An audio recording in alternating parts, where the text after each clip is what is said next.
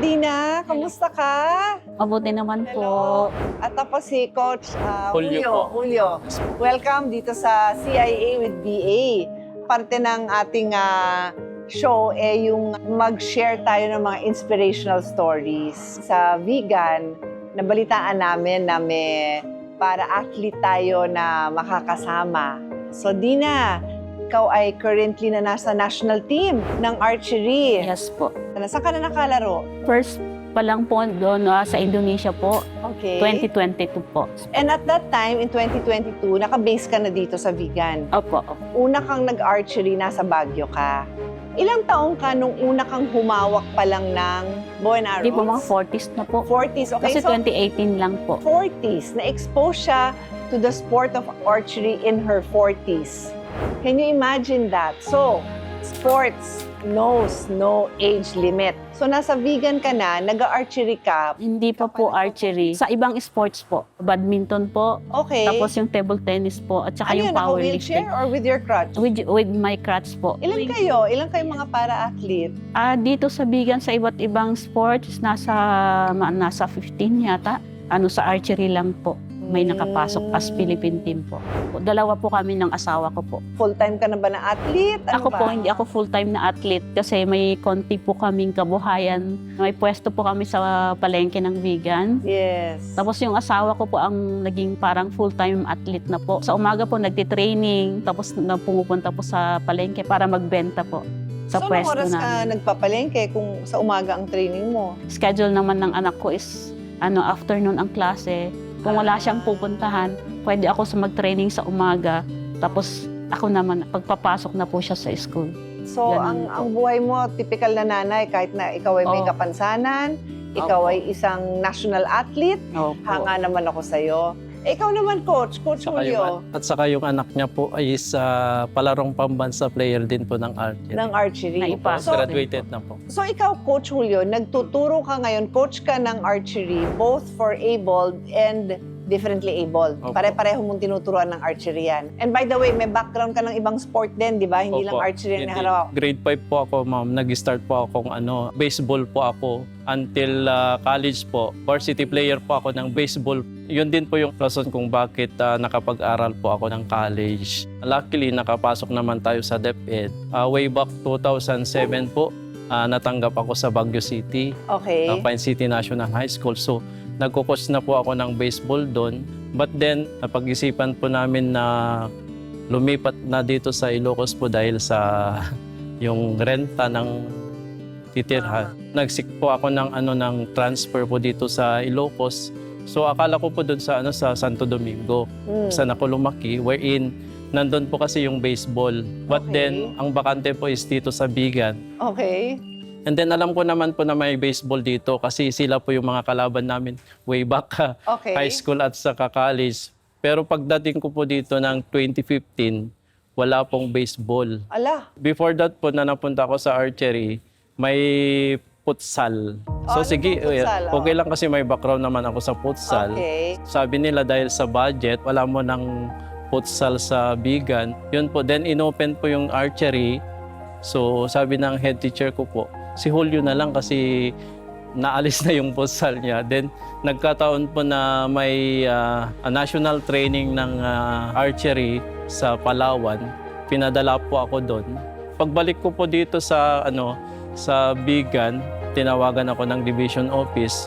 Ngayon na yung time na mag-create ng archery team. With the support of the city government, nag-purchase po sila ng mga gamit. Nag-hire po sila ng trainer namin po. Nung summer po ng 2019, after yung regional meet namin, tumawag po yung division office na may hihiram ng gamit, yung target bat. Sila pala Ayun. yung hihiram po ng gamit po. Ako mismo yung nag-transport yung mga gamit sa kanila. So doon na po yung start ng pagkikilala na. Sakto naman po yung anak nilang lalaki, nag-enroll po sa school as grade 7. Then from Taekwondo din po yung anak nila. Then sabi ko, try mo yung archery. Okay. Since nag-archery naman yung mga parents, yung oo. parents. So ako na lang muna yung tumatayong local coach po Coach nila. nila. Well, hanga ako sa'yo, Julio, kasi nagamit mo yung background mo as an athlete. So, ang dami mong natutulungan. Opo. It's really an honor to meet all of you. And kami naman sa CIA with BA, gusto namin bigyan kayo ng konting tulong para sa pagpapatuloy nyo ng inyong training at ang inyong pagpapakilala sa buong mundo na sa Pilipinas may magagaling sa archery. Ito ay munting tulong namin sa inyo mula sa CIA with BA. Thank you po.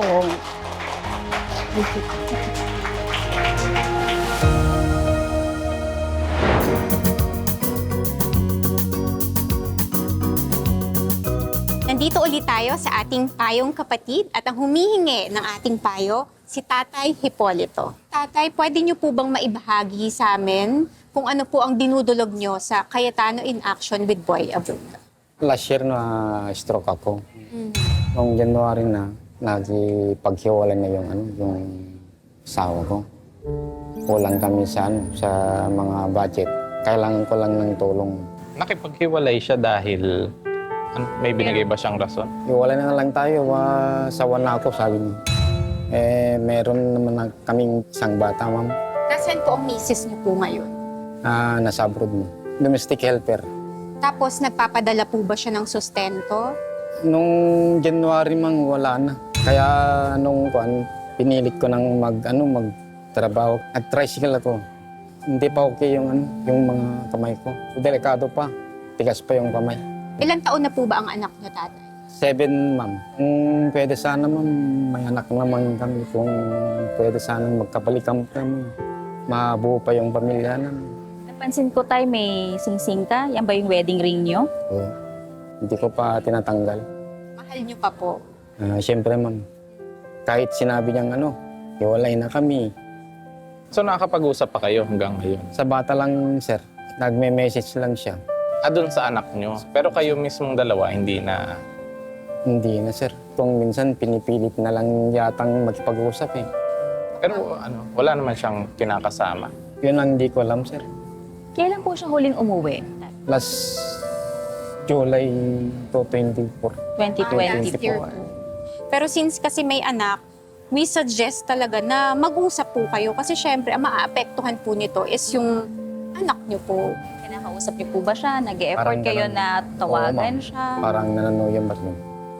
Kasi Pero parang matigas. gano'n na po ba kayo katagal na magkasama? Nga, 2007 kami kinasal. 18 years. Tagal naman, pero yung nagkanak kami ng 2018. Kung hindi na makipagbalikan, di sustento na lang. Kasi hindi pa ako masyadong nakapagtrabaho. Hindi pa ako magaling. Sa batas kasi natin, tatay, no, may obligasyon kasi parehas nanay at tatay na magbigay talaga ng suporta sa kanilang anak. And even with each other, di ba? Yeah, Kailangan yes. yung suportahan yung isa't isa hanggat magkasawa kayo. Yes. Paano yung bata, ma'am? Kung sakali. Yun, kailangan niya po, tatay, na suportahan ang inyo pong anak. Kung ayaw man niya suportahan yung tatay, sana yung bata man lang, di ba? Lalo na't nag-aaral ngayon.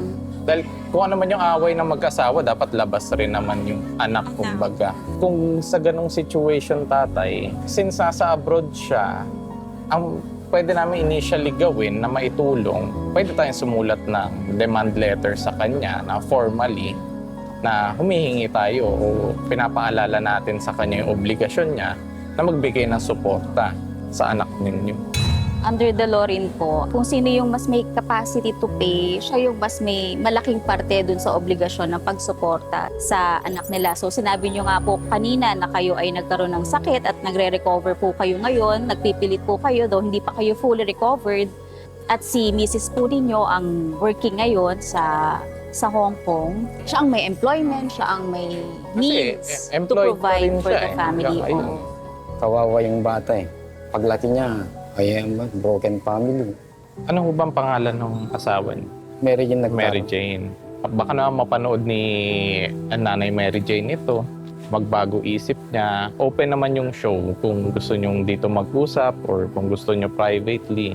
Kung ano sa tingin nyo mas makakabuti, open kami tumulong. Actually, para nga mabawasan muna yung problema nyo, tatay, si Kuya Larry, yung team natin rito sa show, binilahan na kayo ng school supplies para sa anak ninyo, bawas na rin sa mga poproblemahin. Mula ho kay Kuya Alan, kay Ate Tia, tsaka kay Tito Boy. Thank you, Atty. Kung sakaling maghiwalay kami, paano yung custody ng bata, Dr.? Korte ho magdedesisyon nun kapag naghiwalay kayo. Usually, kung sino yung mas, kumbaga mas stable, sino yung mas makakapagbigay ng alaga, suporta sa bata, marami siyang pwedeng considerations eh. Kasi po ang korte, papanigan po talaga yung best interest of the child. So, yung interest po ng bata, kung sino po yung mas magpapalaki sa kanya, makakapag-provide yun, sa kanya ibibigay yung Ilang taon na po ulit yung anak niyo? 7 years. 7.5. Oo, under the law kasi, yung 7 years old and below is Punta na under sa- the custody of the mother. Sa tatay, nandito po si Kuya Larry para magbigay po ng tulong from CIA.